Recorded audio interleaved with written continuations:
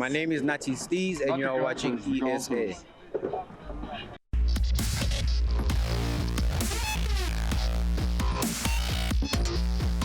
You certainly are, Nati. Thanks so much for the intro there, buddy, and a big welcome to everybody to the final show of episode 13, season 2. Can you believe it? We've got to the end of the year and we've got through an incredible amount of action that has been provided from everybody around the world in extreme sports. We've got a little bit more to take you through today and hope you're going to enjoy it. But remember, you have caught us on all of our social media platforms as well as Ignition, and make sure you check us out on TikTok now as well.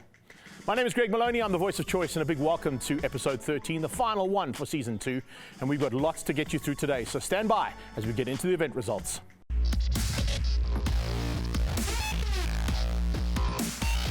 The Red Bull KTM rider, Manny Lettenbichler, had to go all out to try and win the final race of the FIM 2021 Hard Enduro Championship. It's the inaugural championship. It's the first time it's ever been done. He was right up there, had to take the win. He did, but was it enough? Let's go and find out.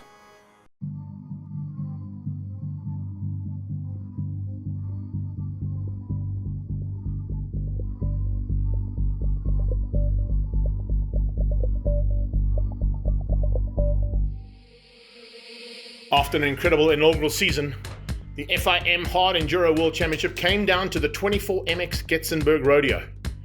What an amazing race it was to decide the first ever world champion in the sport. The maths was simple. If Manny Lettenbichler won his home race, Billy Bolt had to finish second to clinch the title on the tiebreaker. The 2-hour morning Getzen race offered a taste of what was to come in the afternoon, with a feature Getzen champ battle and 60 riders starting to the deafening sound of the cannon. Heading into the Getzenberg champ race, with the Red Bull TV cameras rolling, the history books were waiting to be written following an 18-minute and 1 lap of racing. Manny Lettenbichler, it was a flawless performance as per usual, and as he crossed the finish line to win the 24MX Getzen Rodeo. So happy right now to win it like a third time in a row, like Getzen Rodeo, and it's been such a cool event, like to race in front of so many fans, and like you could definitely, sometimes you couldn't hear the bike because they've been cheering so hard, so it's been definitely a cool atmosphere like Getzen Rodeo again. For the third time in succession, it just wasn't enough to take the title. Totally, like he won the championship because he had more second places than me, so it's definitely, a little bit of a bump, but at the end I think he also deserved it, and I'm still happy, like we showed that we're on a good level, and it's pretty damn good. And Bolt reached the checkered flag in second.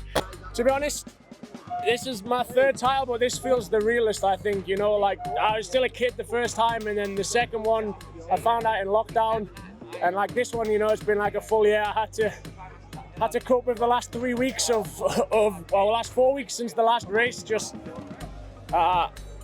stressing like mad. That was such a nightmare for everyone around me for the last few weeks. So I'm sorry for everyone that's had to deal with me. But now to be here in the finish and to end the year on top, I'm so happy. And became the Hard Enduro's first ever FIM World Champion. Congrats to Manny, you know, he's a good friend, and I'm going to enjoy racing him for a lot of years to come. You know, we battled hard all year, we battled hard today. Now we're going to have a couple of weeks off, try and heal up a few parts of the body, then come out swinging in the indoors. With the top 2 championship placings settled, Wade Young, South Africa's very own, finished up and held off a very late charge from the Vision Track beaters Johnny Walker to maintain 4th in the race and 3rd overall in the championship. It wasn't the best on the start, but we came on good at the end, and I'm so happy to be on the podium for the World Championship the first year. So really happy with everything, the team, the people that support me, and everyone that helps me. Mario Roman, as always, a very strong ride for 3rd on the day, was unable to leapfrog his teammate in the standings and took 4th overall.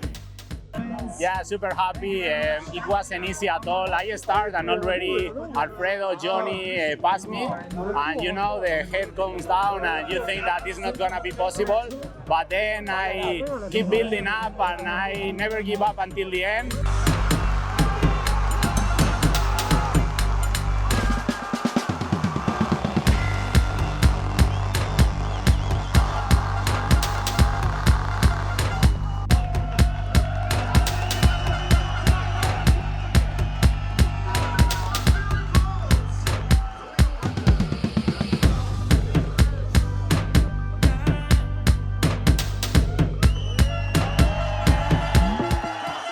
Don't you just love Letten Beckler's little bit of lumberjack outfit there for the final round? Amazing stuff, and congratulations to all the riders. More importantly, most congratulations come from us, of course, to South Africa's very own Wade Young. He'll be heading off, of course, back to South Africa and into Lesotho for the Roof of Africa. But we'll get to that a little bit later on in the show and bring you a little bit of what's going to be happening up in Lesotho for Roof of Africa. One of the hardest enduros ever. And look out for, of course, the start of 2022. That's the -400 on the 5th to the 7th of April. And that kicks off the second ever FIM World Hard Enduro Championships. Down in Cape Town, it was the 2021 cheapercars.co.za GTI Challenge, and an incredible effort coming from a man who stepped off a quad bike and went onto circuit racing. Eden Thompson taking that championship for this 2021. He beat out the hard-charging Yuri Swart, who had dual duties to do, as we know, in the Volkswagen Polo Cup, and has still got one more round to sort out at Kyalami at the 9 hour. So he's certainly going to be pushing hard to see if he can get up there and maybe take on Leighton Free for Team Red Racing. Look out as well for a big charge coming out of Kyle Wiltshire, who was 3rd overall, and then an amazing effort coming from Giordano Lupini, who started the season late, but eventually finished up in 4th place overall. A fantastic season from the cheapercars.co.za GTI Challenge. The 18th BC World, of course, this is where all our B-boys and B-girls get together, and the World Final for BC1 kicked off once again. Amazing effort coming from Logistics from the USA and Amir from Kazakhstan, showing the boys and girls how it's done. Let's go and have a look and see exactly how it's done in the BC World 1.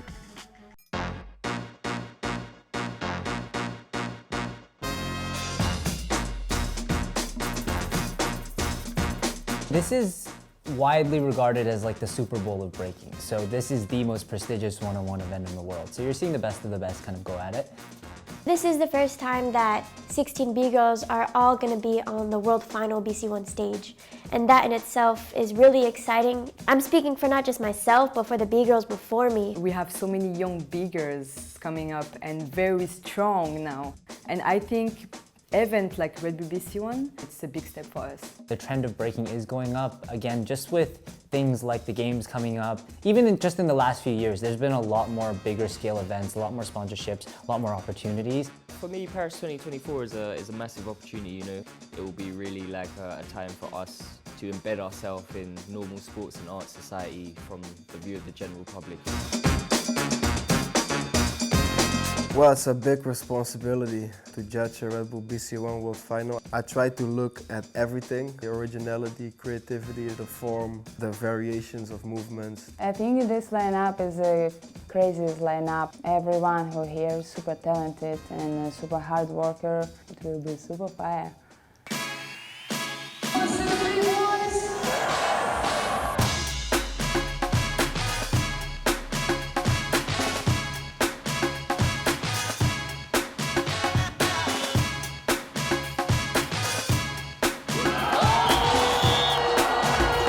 Я доволен, что получилось все сделать. Я доволен тем, что это все прошло именно так. Я имею в виду то, что мне пришлось пройти много отборов, много сайферов в моей стране, здесь, в Польше, позавчера на Last Chance. И этот путь самый тяжелый, и поэтому для меня самый интересный. И я рад, что мне получилось сделать все это именно таким путем.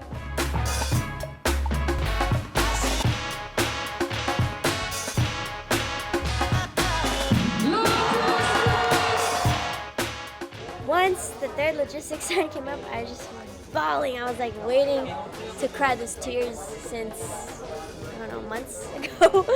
I've definitely dreamed about this belt many times, but I will say it's not the belt. It's not even the title. It's just what this means. It is deeper. I hope I made the other B-girls proud. I have so much respect and love for all the B-girls because I'm a firm believer that women are just really powerful. What I want to say is basically like you guys can win too.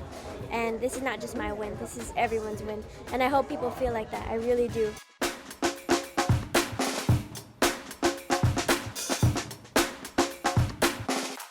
Can you believe that? I mean, that is just amazing. Amir, you better stand by, man, because I'm about to kick it off here for you, bro. Let me tell you something, I'm coming. BC1 World Final was amazing. Well done to Amir, and well done to Logistics for wrapping it all up. And join us after the break as we kick off with the first interview for the show with DJ Speedsta.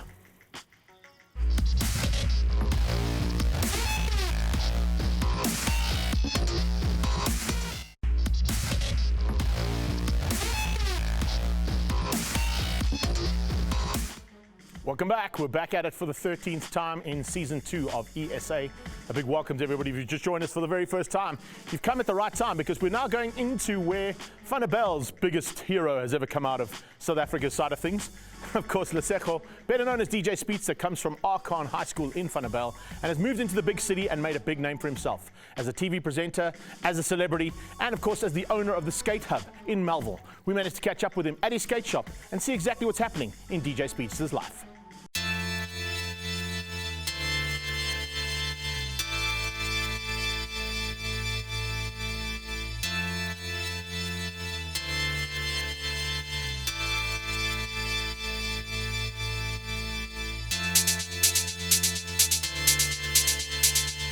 So great to hook up with you, Speedy. Looks like things are going really well here. Change up from the venue, though. Originally just outside of Alex, and now in the heart of sort of the epic part of Joburg, Melville. Yeah. It just made more sense, man. I have a friend, Alex, who owns the Crow's Nest, which is basically this establishment which has been existing, together with a thrift in Jersey. And I had a conversation with them, and I was like, I thought it'd be really cool if we could bring all of those 3 things, so getting a tattoo, being able to buy some thrift clothing, as well as being able to buy a skateboard. I thought it just made like proper business sense. And like you said, the location is a lot more better.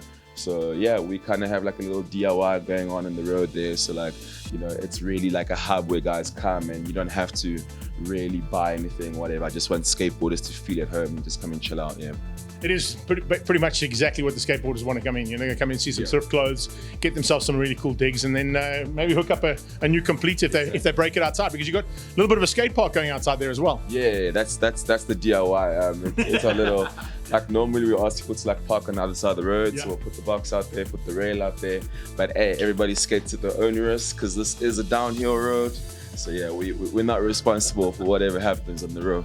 No, exactly, especially when the traffic here in Joburg. I mean, I think on the weekends it's pretty chill here in Melville. So I think everybody that's driving around you, you don't have any guys that are sort of driving around Vinty and getting out of shape. They kind of take it easy through, yeah? You'd be surprised. But I think there could be, Surprised, yeah. There's a lot of guys who try and show off to us when we're sitting on the bench outside. I don't really understand it, but yeah, they like to. The moment they see us, they literally put their foot on the pedal, and it's like, why do you do it? But anyway, yeah. Most of the time, people are really considerate. It's like if they see you skating, you know, they'll kind of slow down, go around you. So yeah, man, just trying to build like one big skateboarding community in Johannesburg. Yeah. And there's a big one, There really is. I mean, if you think about all the guys around the country that are coming up to Joburg and spending some time in Gauteng, Joburg is kind of the epicenter of skating. Yeah, I think slowly but surely it's coming back, you know, with things like the store opening up, with things like the Shopper skate park opening up this past weekend. You know, more things are happening. I know they've taken over Skate World in Edenville as well. They're busy renovating that. So slowly but surely we're getting back to having proper skate parks, proper skate shops. I like the fact that the skate parks and skate shops have gone back to sort of the original look and feel. They're not just, you know, sort of generic skaters that are out there throwing in all the big brands and trying to get everybody involved. It's kind of gone back to its roots.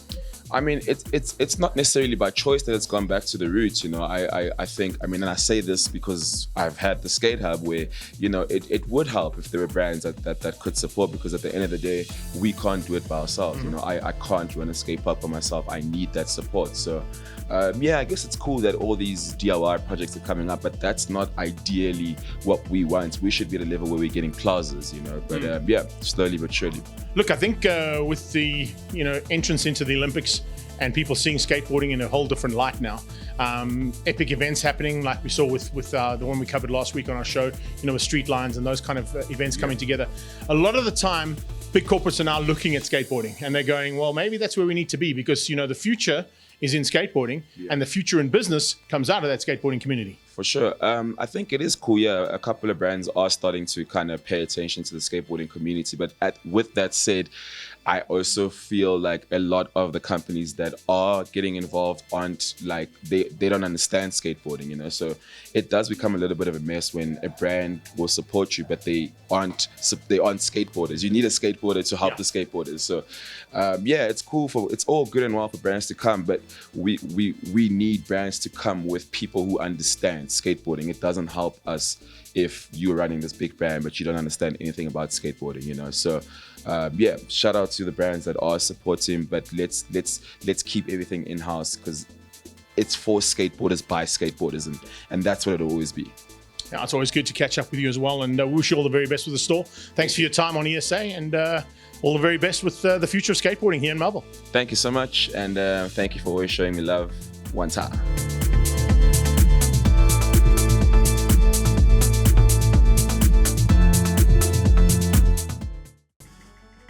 Yeah, one time. Fortunately, the big fat guy didn't crash on his board while he was outside the skate hub, so that was really cool. But more importantly, we want to go and see everybody who did have some crashes, have some wipeouts, and have some big offs. That's in Fall Through, and that's up next.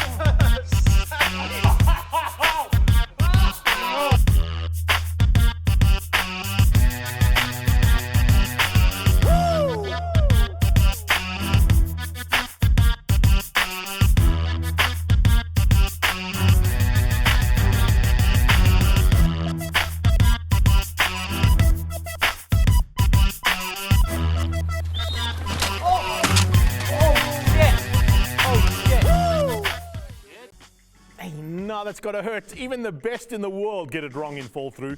Saw Nigel Houston take a huge crash there. So if you want to join him and be part of Fall Through, make sure you are tagging us on all of your social media videos. We want to make sure that you get onto Fall Through as well and become just as famous as some of our athletes who've gone down in a big way in 2021.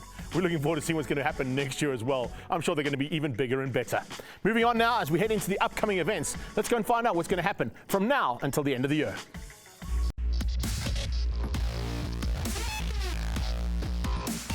King of Air is absolutely amazing when it comes to the sport of kiteboarding, and the world's best make their way down just outside of Bloberg Strand to go and see who can be the best of the best in Red Bull King of Air. And there certainly is a couple of guys here in South Africa who'll be looking to take on the world's best and show them exactly what hometown advantage can do, especially when you're in the mother city. From there we go off-roading, and of course the Toyota Gazoo Racing Freiburg 400 is the final round of the 2021 Cross Country Championship, and there's still a lot to be done, and there's a lot of cars that are still involved at the front end of the championship. Keep your eyes on Clint Weston as he debuts the Mercedes-Benz for the very first time. He'll be looking to try and get up there and take on the likes of Team Toyota Gazoo's Racing's outfits, as well as all of the Fords and Nissans that participate in the Cross Country Series. That championship will be wrapped up, and you'll get all the results, of course, on esa.co.za. Finally, it's Super Drift. And Super Drift has been such an amazing event. Round 4 and 5 wrap up the championship for 2021, and it's going to be an amazing weekend there too. We're going to have the big man coming back, of course, Big Jim McFarlane coming back from representing South Africa at the World Finals. He'll be there to take on SA's finest and see who can make it to the top of what is going to be the end of the 2021 season. And I can tell you something, Super Drift are here and are here to stay. And they're certainly going to put on a fantastic event at the final round that happens at the Rock Raceway in Brakpan. And make sure you check that out on all of our social media platforms. From there, of course, we're going to be heading into a couple more upcoming events, but join us just after the break as we get into those upcoming events.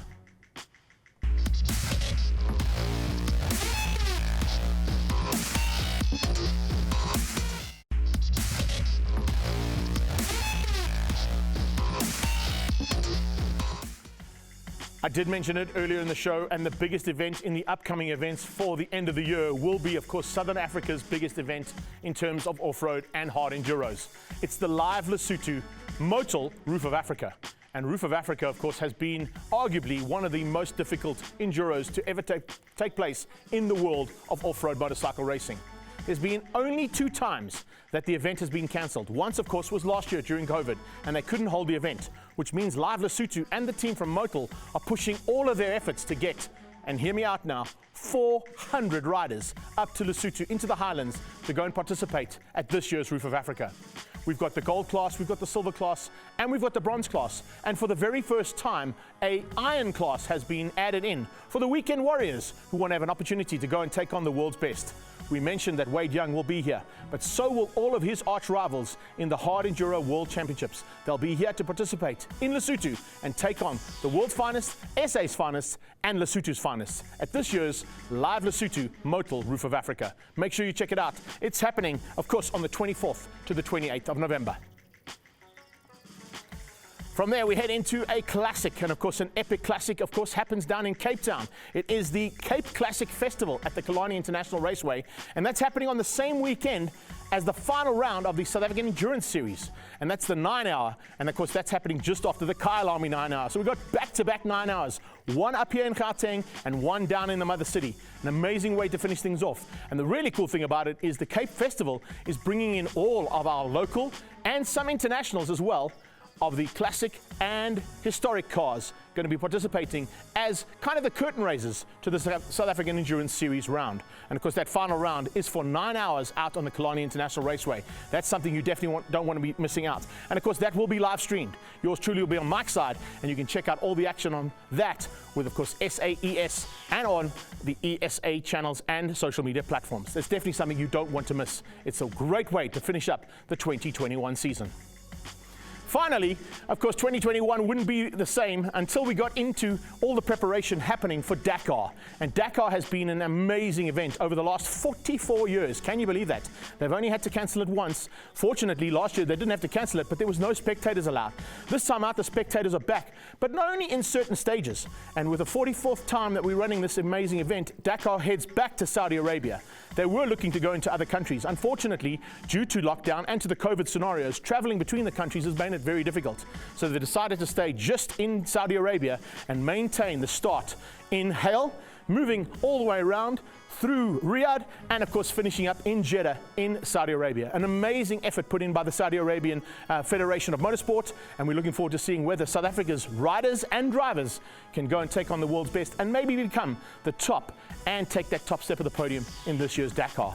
It starts on the 2nd of January, straight after New Year, and basically runs until the 14th, and will be absolutely amazing to see. Check it out on all your social media platforms, on all our social media platforms, and make sure you don't miss any of this year's Dakar Championship action.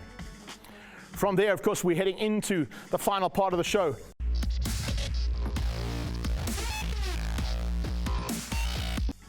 We've spoken about the off-road, we've spoken about skateboarding, we've spoken about snowboarding, we've spoken about surfing. We haven't really concentrated too much on skiing, but downhill skiing would not be the same without Marcus Eder. And he's got the ultimate run that happens in Zermatt, and he's done an amazing video to give you a little bit of a teaser as to what's going to happen with the ultimate run. What if you could just always keep riding? Features everywhere.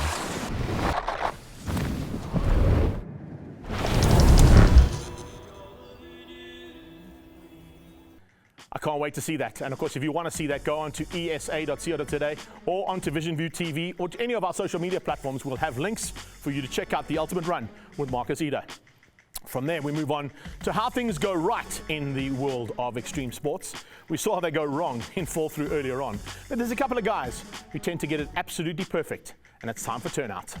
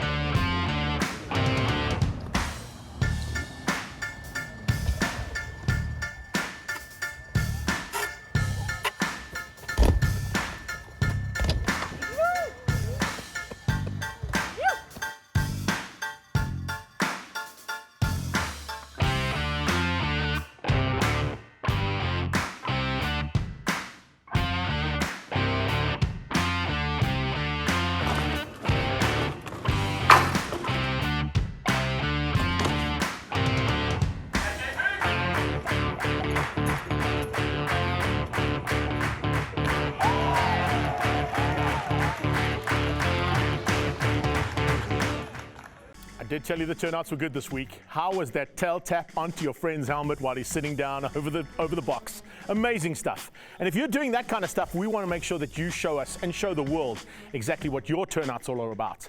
So make sure when you are tagging your videos, tag ESA, tag turnouts, so we can put you onto the turnout for our next season of this amazing show. It really has been an incredible effort, and thank you so much to all of our team in the background, the crew in the studio, and of course all of our camera crew, and everybody on the live stream stuff as well. Thank you so much for all of the effort that's been put in for 2021's season of ESA. It's the second season. We hope to see you next year with approximately, well, we're looking forward to 52 episode shows coming up for 2021, and 2022 will be even bigger and better. That's exactly what we want to do. From our side, a very big thank you to everybody behind the scenes. And of course, from my side, to all of you out there, a very happy Christmas and have a fantastic festive season. If you are traveling, stay safe. And we'll see you back here on ESA in 2022. Take care then. Bye-bye now.